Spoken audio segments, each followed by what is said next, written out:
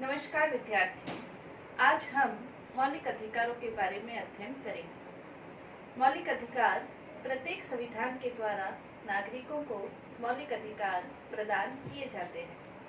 मौलिक अधिकारों को मौलिक कहने के दो महत्वपूर्ण आधार हैं।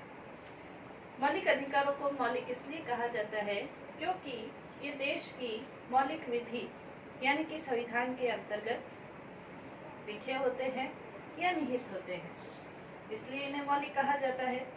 दूसरा, नागरिकों के मौलिक विकास के लिए आवश्यक है, इसलिए इन्हें मौलिक कहा जाता है। तीसरा, इनका मौलिक कहने का कारण कि इन्हें संवैधानिक संशोधन के अलावा इन्हें सीमित नहीं किया जा सकता, न इन्हें हटाया जा सकता है, इसलिए भी इनको मौलिक कहा जाता है। मौलिक विधि में है, मौलिक विकास के लिए आवश्यक है और इन्हें हटाया नहीं जा सकता, खत्म नहीं किया जा सकता, इसलिए इन्हें मौलिक कहा जाता है। भारतीय संविधान के अंतर्गत भी मौलिक अधिकार प्रदान किए गए हैं। भारतीय संविधान के अंतर्गत भाग 3 में, भारतीय संविधान के भाग 3 के अंतर्गत मौलिक अधिकारों का वर्णन हमें देखने को मिलता है। भारतीय संविधान के अंतर्गत यदि हम देखें तो अनुच्छेद 12 से 35 तक, अनुच्छेद 12 से 35 तक मौलिक अधिकारों का वर्णन किया गया है। भारतीय संविधान में जो मौलिक अधिकार हैं उनके बारे में ये कहा जाता है कि ये संविधान की आत्मा है, लोकतंत्र का आधार है, ये नागरिकों के विकास के लिए आवश्यक है। तो मौलिक अधिकारों के भारतीय संविधान में हम देखें तो भारतीय संविधान के अंतर्गत मौलिक अधिकारों की अपनी कुछ विशेषताएं हैं। हालांकि भारतीय संविधान के अंतर्गत जो मौलिक अधिकार है वो मौलिक अधिकार अमेरिका के संविधान से लिए गए हैं, लेकिन भारतीय संविधान के मौलिक अधिकारों को अधिकारों का मैग्ना कार्टा कहा जाता है।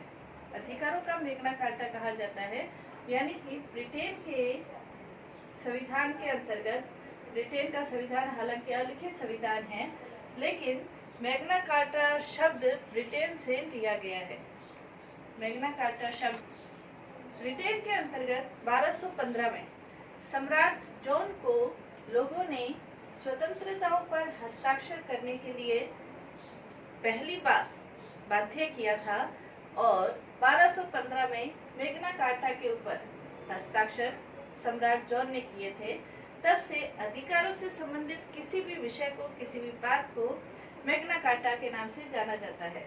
तो भारत के भाग 3 को भी संविधान का मैग्ना कार्टा कहा जाता है। मौलिक अधिकार हालांकि अमेरिका के संविधान से लिए गए हैं, लेकिन भारत के मौलिक अधिकारों की अपनी कुछ विशेषताएं हैं। जैसे भारत के जो मौलिक अधिकार हैं नागरिकों को प्रदान किए गए हैं, कुछ अधिकार नागरिकों के साथ विदेशियों को भी प्रदान किए गए हैं, यानी कि ऐसे विदेशी जो भारत में निवास करते हैं, किसी कंपनी में, किसी संस्था में, किसी फैक्ट्री में, ऐसे विदेशी जो कार्य करते हैं, जैसे बहुराष्ट्रीय कंपनियां भी है, तो उनको भी कुछ अधिकार प्रदान किए गए हैं। तो नागरिकों को भी है, विदेशियों को भी प्राप्त है। इसके अलावा भारत के जो अधिकार है, नागरिकों को जो अधिकार दिए गए हैं वो असीमित अधिकार नहीं है, यानी कि अधिकारों के ऊपर प्रतिबंध लगाया जा सकता है। अधिकार ऐसे विस्तृत रूप में प्रदान किए गए हैं, लेकिन फिर भी कुछ आधारों पर, जैसे देश की सुरक्षा है, नैतिकता है, शिष्टता है, अनुसूचित जाति जनजाति से संबंधित है, तो उनके आधार पर अधिकारों पर प्रतिबंध लगाया जा सकता है। इसके अलावा भारत के जो मौलिक अधिकार है, मौलिक अधिकारों का जो ये भाग है, वो मौलिक अधिकारों से संबंधित दुनिया में सबसे विस्तृत, अपन कह सकते हैं कि अधिकारों का विस्तृत वर्णन संविधान के अंतर्गत किया गया है। इसके अलावा जो मौलिक अधिकार हैं उसकी विशेषता ये भी है कि ये न्यायोचित है। न्यायोचित है यानी कि न्यायालय के द्वारा इनको संरक्षण प्राप्त है। यदि किसी के अधिकारों का हनन होता है किसी व्यक्ति के द्वारा या राज्य के द्वारा, तो न्यायालय में वो व्यक्ति जा सकता है और अपने अधिकारों का संरक्षण प्राप्त कर सकता है। इसके अलावा जो मौलिक अधिकार है उनको सीमित भी किया जा सकता है, सीमित किया जा सकता है, यानी कि संसद संशोधन के माध्यम से मौलिक अधिकारों को सीमित कर सकती है, लेकिन इसके लिए संवैधानिक संशोधन की प्रक्रिया को अपनाना पड़ेगा। लेकिन इसके साथ ही संसद को इस बात का भी ध्यान रखना पड़ेगा कि मौलिक अधिकारों को सीमित करते समय जो मौलिक ढांचा है संविधान का, उसमें किसी भी प्रकार का परिवर्तन नहीं होना चाहिए। इसके अलावा आपातकाल की स्थिति में जो मौलिक अधिकार प्रदान किए गए हैं, तो आपातकाल की स्थिति में भी मौलिक अधिकारों का स्थगन किया जा सकता है। इसके अंतर्गत सर्वोच्च न्यायालय ने ये स्पष्ट किया है कि अनुच्छेद 20 और 21 को छोड़कर किसी भी अनुच्छेद 20 और 21 को किसी भी परिस्थिति में स्थगित नहीं किया जा सकता है।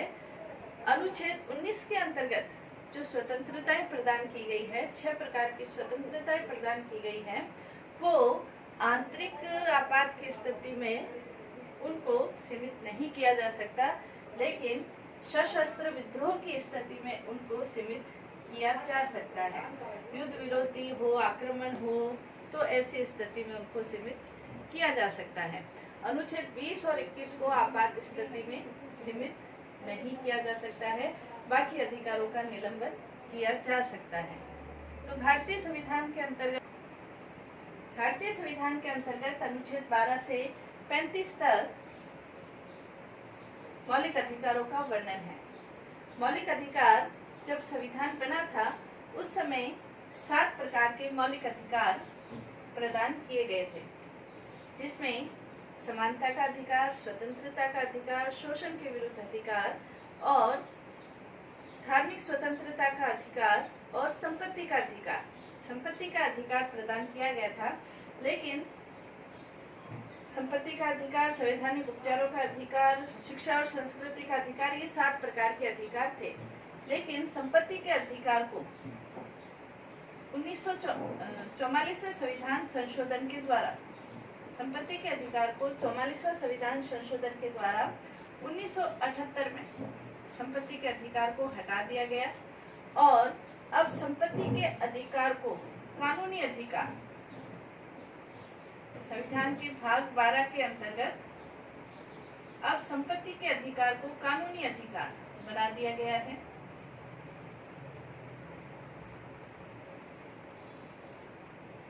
जो संपत्ति का अधिकार है उसके लिए अनुच्छेद 300 में 301 जोड़ा गया है, जिसमें अब संपत्ति का अधिकार मौलिक अधिकार नहीं रहा है बल्कि कानूनी अधिकार बन गया है। कानूनी अधिकार और मौलिक अधिकारों में महत्वपूर्ण अंतर ये है कि मौलिक अधिकारों के लिए आप न्यायालय में शरण ले सकते हैं, लेकिन कानूनी अधिकारों के लिए आप न्यायालय में शरण नहीं ले सकते हैं। तो संपत्ति को अधिकार को 44वें संविधान संशोधन के तहत हटा दिया गया है। अब ये भाग 12 में 301 के तहत कानूनी अधिकार है। तो वर्तमान समय हम देखें तो नागरिकों को, भारतीय नागरिकों को कितने मौलिक अधिकार प्राप्त है? 6 प्रकार के मौलिक अधिकार प्राप्त है। 6 प्रकार के मौलिक अधिकार प्राप्त है, जिसमें सबसे पहले है समानता का अधिकार। 6 प्रकार के अधिकारों में सबसे पहले समानता का अधिकार।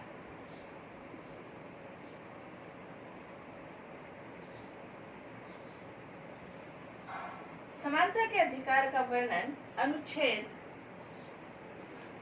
14 से 18 तक, यानी कि संविधान के 5 अनुच्छेद में समानता के अधिकारों का, समानता के अधिकार का वर्णन संविधान के अनुच्छेद 14 से 18 तक किया गया है। संविधान के अनुच्छेद 14 से 18 तक समानता के सिद्धांत, समानता के अधिकार भारतीय नागरिकों को प्रदान किए गए हैं। 14 से 18 तक यानी कि भारतीय संविधान के अंतर्गत 5 अनुच्छेदों में समानता का अधिकार प्रदान किया गया है। जो 5 अनुच्छेद है, 14 से समानता का प्रथम अधिकार प्रदान किया गया है। मौलिक अधिकारों का वर्णन 12 से शुरू है। तो अनुच्छेद 12 और 13 में क्या कहा गया है? अनुच्छेद 12 और अनुच्छेद 13 में क्या कहा गया है? अनुच्छेद 12 ये उल्लेखित करता है कि राज्य मौलिक अधिकारों में किसी भी प्रकार का कानून या विधि नहीं बनाएगा। यहाँ पर जो अनुच्छेद 12 है उसमें राज्य की जो परिभाषा है वो विस्तृत रूप में दी गई है, यानी कि राज्य के द्वारा राज्य के अंतर्गत आने वाले कोई भी संस्था, कोई विधानसभा, लोकसभा, संसद, उससे संबंधित किसी भी प्रकार की संस्था, नियम निर्माण करने वाली कोई भी संस्था, ये सब राज्य के अंतर्गत आते हैं। यानी कि राज्य से संबंधित कोई भी संस्था के द्वारा मौलिक अधिकारों को सीमित करने वाली किसी भी विधि का निर्माण नहीं किया जा सकता। इसी प्रकार अनुच्छेद 13 ये उल्लेखित करता है कि मौलिक अधिकारों से असंगत या उनका अल्पीकरण करने वाली जो विधि है वो असंगत होगी, यानी कि कोई भी विधि मौलिक अधिकारों का असंगत नहीं कर सकती या उनका अल्पीकरण नहीं कर सकती है। तो ऑटोमेटिकली मौलिक अधिकारों पर न्यायिक पुनरावलोकन की शक्ति प्राप्त है। सर्वोच्च न्यायालय को भी न्यायिक पुनरावलोकन की शक्ति प्राप्त है, यानी कि मौलिक अधिकारों के संबंध में सर्वोच्च न्यायालय हस्तक्षेप कर सकता है, उच्च न्यायालय भी हस्तक्षेप कर सकता है। आवश्यक नहीं है कि सीधा मौलिक अधिकारों का यदि हनन होता है तो हम सीधे सर्वोच्च न्यायालय में जाए। उच्च न्यायालय में भी जा सकते हैं और सर्वोच्च न्यायालय में भी जा सकते हैं। अनुच्छेद 32 के तहत हम सर्वोच्च न्यायालय में अपनी याचिका दायर कर सकते हैं। अनुच्छेद 226 अनुच्छेद 32 के अंतर्गत हम सर्वोच्च न्यायालय में अपनी रिट दायर कर सकते हैं। अनुच्छेद 226 के अंतर्गत उच्च न्यायालय में भी हम अपनी रिट दायर कर सकते हैं। यानी कि अनुच्छेद 13 सर्वोच्च न्यायालय और उच्च न्यायालय दोनों को मौलिक अधिकारों के संरक्षण की शक्ति प्रदान करता है। अनुच्छेद 12 और 13 संरक्षण से संबंधित है। अनुच्छेद 14 से 18 तक समानता का अधिकार प्रदान किया गया है, यानी कि भारतीय संविधान के द्वारा सभी नागरिकों को समान माना गया है, हर स्थिति में समान माना गया है और समानता के अधिकार का उल्लेख किया गया है। इसके अंतर्गत महत्वपूर्ण रूप से 5 अनुच्छेद हमें देखने को मिलते हैं। तो सर्वप्रथम यदि हम देखें तो समानता के अधिकार के अंतर्गत पहला अनुच्छेद 14 के अंतर्गत हम कह सकते हैं कानूनी समानता। कानूनी समानता या विधि के समक्ष समानता। अनुच्छेद 14 में कानूनी समानता या विधि के समानता। इसके अंतर्गत 2 प्रकार की चीजें हैं। विधि के समक्ष समानता ये शब्द इंग्लैंड के संविधान से लिया गया है। कानून का समान संरक्षण ये शब्द अमेरिका के संविधान से लिया गया है। तो कानूनी समानता के अंतर्गत प्रत्येक व्यक्ति, भारत के अंतर्गत निवास करने वाला प्रत्येक व्यक्ति कानून के समक्ष समान है। भारत किसी भी आधार पर, भारत का संविधान किसी भी आधार पर किसी भी व्यक्ति के साथ जाति, धर्म, भाषा, लिंग के आधार पर कोई भेदभाव नहीं करता है। विधि के समक्ष सभी व्यक्ति, चाहे वो एक आम नागरिक है, चाहे वो कोई बड़ा व्यक्ति है या सर्वोच्च पद पर आसीन है, सभी के साथ जो कानून है वो एक समान व्यवहार करता है। तो विधि के समक्ष समानता का मतलब कानून की नज़र में प्रत्येक व्यक्ति समान है। कानून किसी भी आधार पर किसी भी व्यक्ति के साथ कोई भेदभाव नहीं करता है, लेकिन इसके अंतर्गत प्रत्येक जो पद है उससे संबंधित अपनी कुछ मर्यादाएं हैं। उस आधार पर भेदभाव जो होता है वो उस पद से संबंधित होगा, न कि व्यक्ति से संबंधित। कानून के समक्ष सभी व्यक्ति समान है। दूसरा, अनुच्छेद 15 के अंतर्गत यदि हम देखें तो अनुच्छेद 15 के अंतर्गत विभेद का निषेध किया जाता है। धर्म के आधार पर, जाति के आधार पर, नस्ल के आधार पर, जन्म स्थान के आधार पर जो विभेद है उस पर रोक लगाई गई है। विभेद पर रोक।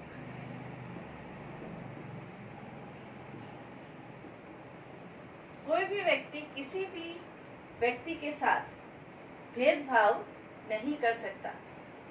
जाति के आधार पर, वंश के आधार पर, लिंग के आधार पर, जन्म स्थान के आधार पर विभेद का रोक लगाई गई है, यानी कि इसे हम सामाजिक समानता की श्रेणी में रख सकते हैं।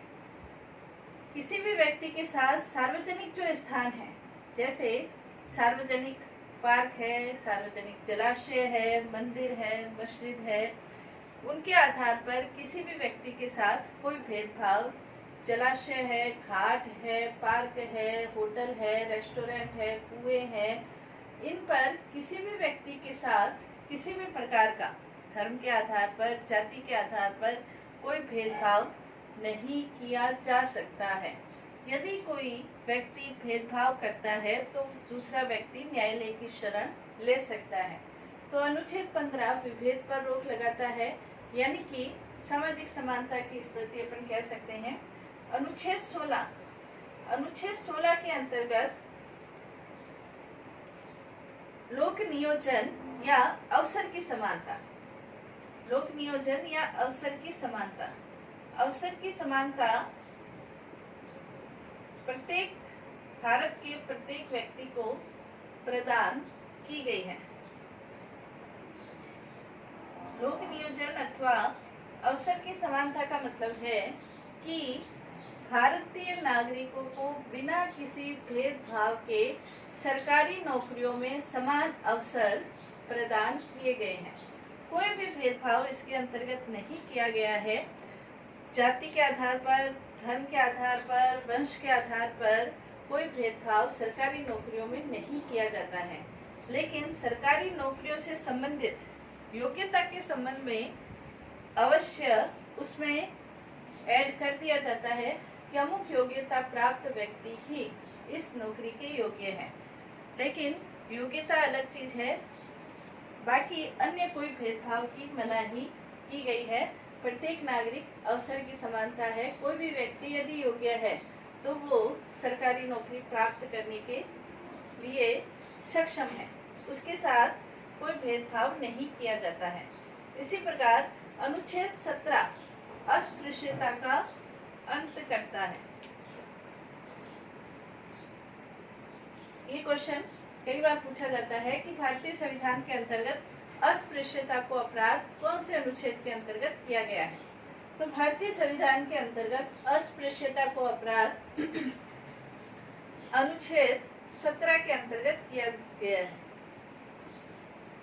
भारतीय संविधान के अंतर्गत ये माना गया है कि यदि कोई व्यक्ति छुआछूत का व्यवहार करता है तो वो अपराध की श्रेणी में आता है, क्योंकि भारतीय संविधान से पहले या भारतीय जो भी सामाजिक व्यवस्था की स्थिति थी वो इस तरह की स्थिति थी कि छुआछूत का व्यवहार किया जाता था। लेकिन संविधान निर्माताएं इस बात से अच्छी तरह वाकिफ थे कि यदि ये स्थिति थोड़ी और चली तो हो सकता है कि समाज विभाजन की ओर अग्रसर हो।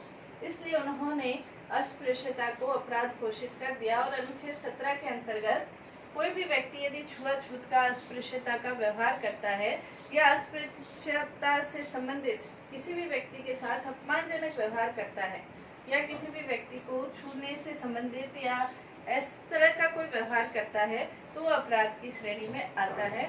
इसलिए उसे अस्पृश्यता का अंत कर दिया गया है। इसी प्रकार अनुच्छेद 18 के अंतर्गत उपाधियों का अंत कर दिया गया है। जो विभिन्न प्रकार की उपाधियां प्रदान की जाती थी, ब्रिटिश शासन के अंतर्गत भी प्रदान की जाती थी, जैसे राय बहादुर है, इस तरह की जो उपाधियां हैं वो उनका अंत कर दिया गया है। भारतीय संविधान के अंतर्गत ऐसी उपाधियों का अंत कर दे, लेकिन पद्म विभूषण, पद्मश्री, इस तरह की जो उपाधियां हैं वो पुरस्कार की श्रेणी में नहीं आती है। इसलिए ये उपाधियां व्यक्ति प्राप्त कर सकता है, लेकिन वो उपाधियां जो व्यक्ति व्यक्ति के मध्य कोई विभेद करती है उन उपाधियों का अंत कर दिया गया है। साथ ही भारतीय नागरिकों को विदेशों से भी उपाधियां ग्रहण करने के ऊपर पाबंदी है। यदि कोई व्यक्ति विदेशियों से उपाधि ग्रहण करता है तो उससे राष्ट्रपति की अनुमति लेनी आवश्यक है। अनुच्छेद 18 के अंतर्गत जो उपाधियों का निषेध किया गया है, यदि कोई व्यक्ति विदेश से भी उपाधि प्राप्त करता है तो उसे भी राष्ट्रपति की अनुमति लेनी आवश्यक होती है। पद्म विभूषण, पद्मश्री, पद्म भूषण, इस तरह की जो उपाधियां हैं वो कांग्रेस सरकार ने शुरू की थी। और इन उपाधियों का जुलाई 1977 में जब जनता पार्टी की सरकार बनी थी तो उन्होंने इस प्रकार की उपाधियों को खत्म कर दिया था। लेकिन जब वापस कांग्रेस की सरकार बनी तो उन्होंने इस उपाधियों को वापस से शुरू कर दिया था। यानी कि अब अनुच्छेद 18 ये कहता है कि विद्या और सेना संबंधी उपाधियों को छोड़कर अन्य किसी भी प्रकार की जो उपाधियां हैं उनका निषेध किया गया है। इसके अलावा भारत रत्न देने की जो परंपरा है वो 1954 में शुरू की गई थी कांग्रेस सरकार के द्वारा, और जो राजगोपालाचार्य थे, प्रथम गवर्नर थे, उनको ये प्रथम भारत रत्न उपाधि प्रदान की गई थी। तो कहने का तात्पर्य ये कि व्यक्ति के आधार पर किसी भी प्रकार का भेदभाव उपाधियों के रूप में नहीं किया जाता है, और यदि व्यक्ति है और उसने किसी विशेष क्षेत्र में अपना कोई अहम योगदान दिया है तो उसे भारत रत्न या अन्य उपाधियां हैं वो प्रदान की जाती है। लेकिन संपत्ति के आधार पर या अन्य किसी आधार पर, वंश के आधार पर हर प्रकार की उपाधियों का निषेध किया गया है। तो भारत में समानता के अधिकार को अपनाया गया है, और समानता के अधिकार को अपनाने के कारण प्रत्येक नागरिकों को अधिकार प्रदान किए गए हैं। नागरिकों को जो अधिकार प्रदान किए गए हैं वो सभी को प्रदान किए गए हैं। अधिकारों का वर्णन, ये तो समानता का अधिकार है जिसमें 5 अनुच्छेद है। 14 के अंतर्गत कानूनी समानता, 15 के अंतर्गत विभेद के रोक, अनुच्छेद 16 अवसर की समानता प्रदान करता है, अनुच्छेद 17 अस्पृश्यता का अंत करता है, अनुच्छेद 18 उपाधियों का अंत करता है। तो समानता के अधिकार के अंतर्गत भारतीय संविधान में 5 अनुच्छेद हैं और भी मौलिक अधिकार प्रदान किए गए हैं जिनका अध्ययन हम कल करेंगे।